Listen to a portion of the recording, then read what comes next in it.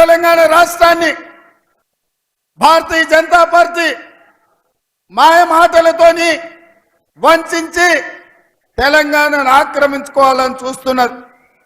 మొన్న అయోధ్యలో జరిగిన రాముడు కళ్యాణం జరగకంటే ముందే 15 రోజుల ముందు అక్షింతలు ఊరూరు పంపించరు. నేను అడుగుతున్నా, తెలంగాణ వేద బ్రాహ్మణులను, ఇక్కడికి వచ్చిన పెద్దలను, ఎక్కడైనా కళ్యాణం ముగిసిన తర్వాత కళ్యాణంలో పంచిన అక్షింతల్ని మనం వధూవరుల మీద మనం చల్లుతాం.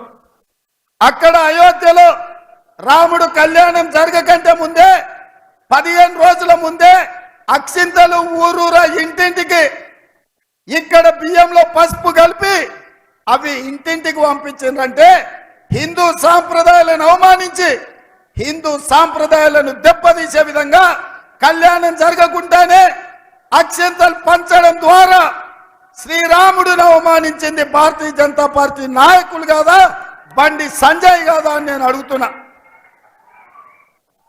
ఈ దేశంలో ఉండే హిందువులు, హిందూ ఆచారాన్ని పాటించే పెద్దలందరూ ఆలోచన చేయండి.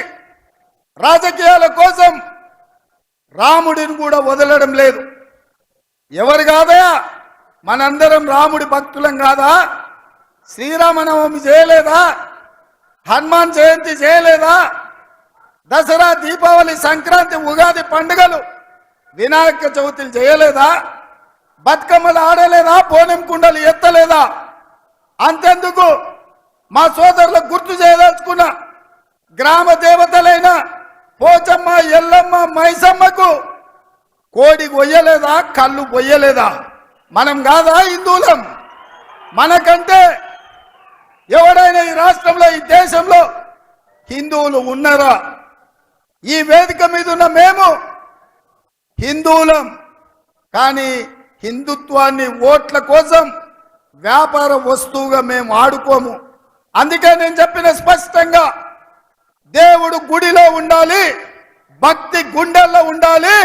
గుండు అరగుండులాగా బజార్లో పోర్తి బస్ స్టాండ్లలో దేవుడి బొమ్మ పెట్టి చిల్లర పైసలు అడుక్కున్నట్టు దేవుడి బొమ్మను చూపించి రాముడు పేరు చెప్పి ఇవాళ ఓట్లు అడుక్కునే దిక్కుమాలిన పరిస్థితి ఇవాళ నిజామాబాద్, కరీంనగర్ జిల్లాలో బీజేపీ నాయకులు చేస్తున్నారు.